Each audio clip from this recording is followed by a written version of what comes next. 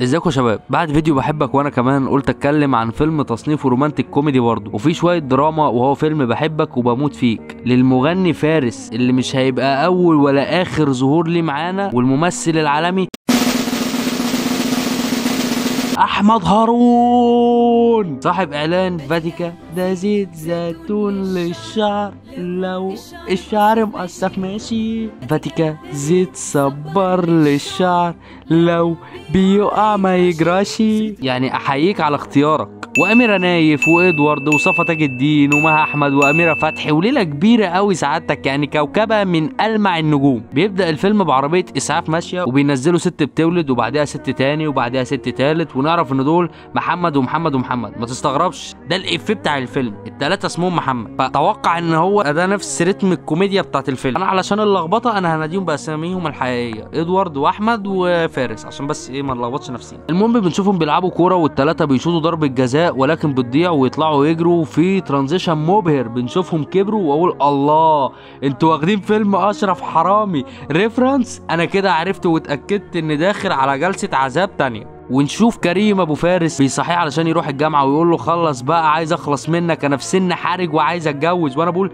سن ايه يا معلم، سن ايه؟ ونشوف ادوارد بيكلم فارس وهو جاي بيكلمه بيتدرب على كيس ملاكمه عليه ويني ابوه. نشوفهم بعد كده في جامعه 6 اكتوبر جنب التماثيل الفرعونيه اللي انا اتصورت عندها في الجامعه، وكانت عجباني الصور، بس بعد ما شفت المشهد ده مسحت الصور وكرهت جامعه 6 اكتوبر ولن اخطوها مره اخرى بقدم. شوف جهاد ان هي بترقص باليه، واللي هو طبعا افيه علشان هي تخينه، ورحمه بتعزف على البيانو، وهنا قاعده على اللابتوب ومن شكلها انها النرد بتاعت الشله. ونشوفهم داخلين المحاضره وشكل الحيطه اللي عامله زي حته الحمام، ونقاش بين احمد وهنا. تساله كنت فين مختفي بقالك 3 ايام بتعمل ايه؟ يقول لها بعمل بحث. وفارس بيغني الرحمه، وجهاد بتقول لادوارد اتدربت على رقصه التانجو. وانا بقول ايه العبث اللي بيحصل في المحاضره ده؟ الدكتور يزعق وانا اقول انفخ يا دوك، كربج يا دوك.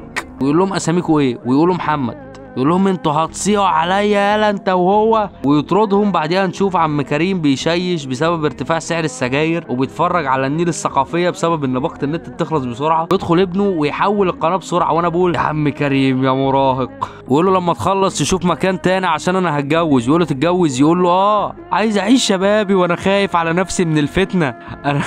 انا تعبت من الراجل المتصابي ده الصراحه. شوف احمد بيكلم امه وابوه، في واحد عارفه من على النت في كندا، ويقول لهم يخلص ويروح يشتغل عنده، بس الاثنين بيسيبوه ويخشوا يناموا. وادوارد بيكلم امه في موضوع بس هي مهتمه بالافلام وتقول له اسكت وتسيبه وتمشي. وانا نعرف ان ده الجانب الدرامي، ان العيال دي محطمه نفسيا. وانا بقول يا فيلم انت واخد نفسك بجديه ليه؟ انت اتفه من كده بكتير، انت اهيف من كده. وان كل واحد منهم بيكلم البنت اللي عارفها بس بينفضوا لهم هم كمان. وانا قلت مش يمكن المشكله فيكم، محدش يطيقكم فعلا. بنشوفهم تاني يوم الجامعه بيقرروا انهم يتفقوا معاهم ان هم يخرجوا. البنات قالوا لا، وكانوا بيقولوا لازم تثقوا فينا. وانا الصراحه كنت عايز اقول للبنات ايه، دول ما فيش خطر منهم، دول شكلهم عبيط وربنا، لكنهم رفضوا برضه، ويقعدوا يترجوا فيهم ويسيبوهم ويمشوا. بعدها تأثر فارس ويغني انه من كتر الوحده خايف ان قلبه ما يحسهوش، والبنت اللي شغاله على البار متأثره. وانا بقول الله يا فنان، الله، موهبه تستحق الدفن. وييجوا اصحابه والناس كلها يطبطبوا عليه ويقفوا جنبه. ونشوف بعد كده انهم تاني يوم راحوا للجامعه والبنات جايه تصالحهم ولكنهم كارفين، والبنات مشيوا. وهنا هم اتصدموا. وانا اتصدمت، ما انتوا كرفتوا لهم امبارح، ده رد فعل طبيعي. انتوا كرفتوا لهم امبارح، انتوا مستغربين ان هم هيكرفوا لكم؟ ما عادي، طيب يعني توقعوا كده وها برضه خليكم موجودين وها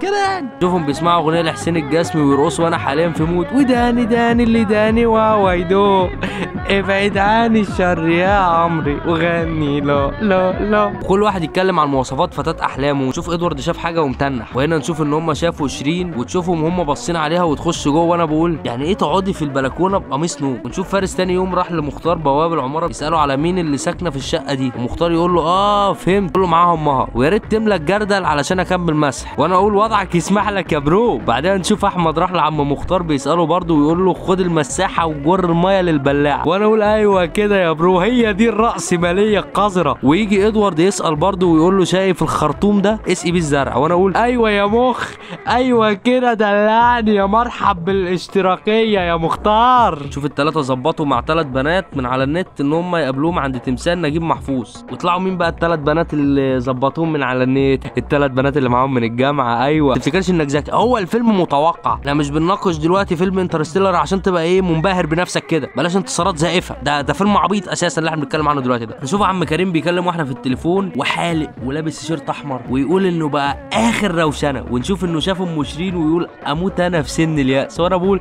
يا مراهق يا عايب يا طفل. ونشوفه بيسال عم مختار عليها وخلاه يلمع الازاز، ونشوف ان البنات بيقولوا لشيرين ان هم يروحوا حفله فارس، وفعلا بتروح ويغني ويقول قرب مني بس حس بيا ده انت ليا، والبنات مبهوره. ما تقولش حفله عمرو دياب، روح يجيب شيرين معاه على المسرح ويرقصوا ويظبط معاها انه يشوفها بكره الساعه 5، وانا بقول ايوه يا فنان. ولكن صحابه ادوا له دواء عشان ما يعرفش يروح ويكلمها ويقول لها انه عايز يرتبط بيها، ولكن يطلع صحابه مدينه ايه برشام صراصير، ويشوفهم بيشربوه عصير ويقعد يزعق، وفي الاخر يقوموا مودينه الاسم. بعدين نشوف ادوارد متزعم مظاهره علشان يعجب شيرين، والاثنين يخشوا يتكلموا ويسخنوا الظابط ويقولوا انه عايز يولع الدنيا وانه خطير على الامن ويتاخد في امن الدوله ويدخلوا له فرج، وهو ماسك عصير بيمصمص فيه وهيمصمصه دلوقتي، هو حرفيا هيمصمصه. وفي الاخر يطلعوه من السجن ويدوا له عصير، ولكن يصرخ يقول عصير لا عصير لا، الواد جاله تروما من الشفاطه. شوف عم كريم المراهق بيكلم واحده ولكن شاف شيرين فبيحاول يلغيها، بس هي مش واخده بالها. نلاقيه بقى عمل ايه؟ جاب الصبايه والجيتار ولبس الباروك بيغني، وانا اقول يا مراهق يا مراهق. بعدين نشوف ادوارد رايح يتقدم لشيرين، ولكن صحابه حطوا له دواء يسيب بطنه وفضل رايح جاي على الحمام. وعلى ما اعتقد ان المشهد ده هو السبب اللي كان بيخلي ادوارد في اي فيلم ليه يقول ايه ممكن اروح الحمام، اللي هو تقريبا المشهد ده ضحك الناس قوي وعجبهم، فبقى مرتبط بادوارد كده. فقعد فتره كان بيعمله ان هو يقول لك ايه عايز اروح الحمام. بعدين نشوف احمد رايح يتقدم ونشوف صحابه راحوا، وفارس عامل انه مراته وادوارد عامل انه ابنه، وحاله عبثيه مش طبيعيه. فارس يقول العيال دول ليه يتحرموا من حنان الابوه، وادوارد يقول بابا بابا بابا. بعدين نشوف البنات وهم رايحين وهم ملثمات وبيربطوها ويقولوا لها انت عايزه تخطفيهم مننا ليه، وتقول لهم انا مش طايقهم اصلا، انا كنت بعيده عنهم بس سببكم هقرب لهم. ونشوف ضحك ولعب وجد وحب، وفارس يغني انا قلبي اتشد وحب بجد ودب واشتاق وما قالش لحد ومد اليد عشان يتودي الاجبياع. يا جدعان الحته بتاعت ادوارد دي طلعت عيني، انا لو عرفت اقولها صح انا ما اعرفش انا عايز ايه. بصوا تنزلوا تحيوني تحت في الكومنتات بجد، انا الحته تعبتني نفسيا. المهم ادوارد بقى بيغني راب بيقول ايه ترضى لي بقى كده انت غالي بس عادي احس حالي شوفوا مالي اللي جرالي ايه في الليالي،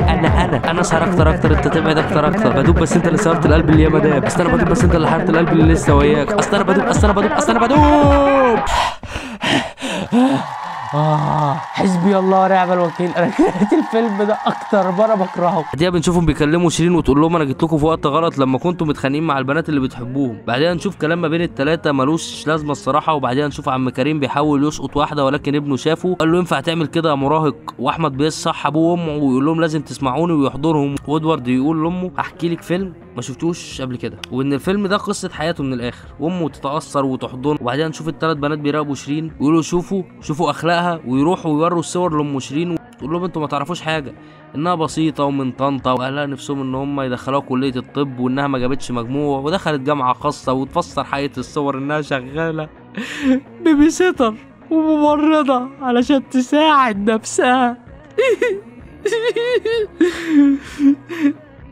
نفسها ضد غلاء الاسعار وارتفاع سعر الدولار. بتقول انها في اول صوره بتبوس بس بتبوس طفل صغير، والتانية انها بتروح للشاب ده فعلا بس بتروح علشان تقعد مع امه، والراجل العجوز ده هي فعلا رقصت معاه بس ليه؟ علشان هو مريض حلمه كان ان هو يرقص بس. ونشوف الكل متاثر وانا بقول يا ابا قصه اضرب صحيح. المهم كل واحد بيرتبط بالبنت اللي بيحبها، وبنشوف عم كريم تقبل انه راجل عجوز كبر خلاص وما بقاش مراهق. وفارس يغني اخر اغنيه في الفيلم يقول قلبي وحياتي وروحي فيه قرب كمان. ونشوف بقى بعد كده طاقم العمل احمد وابوه بيرقصوا على الاغنيه، وام ادوارد تقفل الفيلم في وشنا والفيلم بيخلص. والفيلم طبعا احسن من فيلم اول مره تحب قلبي ولكنه وحش برضه. انا زهقان منه بسبب حاجتين، بسبب السكريبت لان يعتبر ده من اطول السكريبتات اللي انا كتبتها لحد دلوقتي، ده رقم واحد. رقم اتنين بسبب الاغنيه اللي غناها ادوارد دي برضه انا اتخنقت برضه وانا بسجل دلوقتي، يعني هي تعبتني وانا بكتبها في السكريبت وتعبتني وانا بسجلها دلوقتي. وفي الاخر كده قدر التعب اللي اخوك فيه، واعمل لايك وشير وسبسكرايب وفعل الجرس لو انت اول مره تسمعني. استنى الفيديوهات الجديده اللي بتنزل كل خميس، وسلام يا شباب.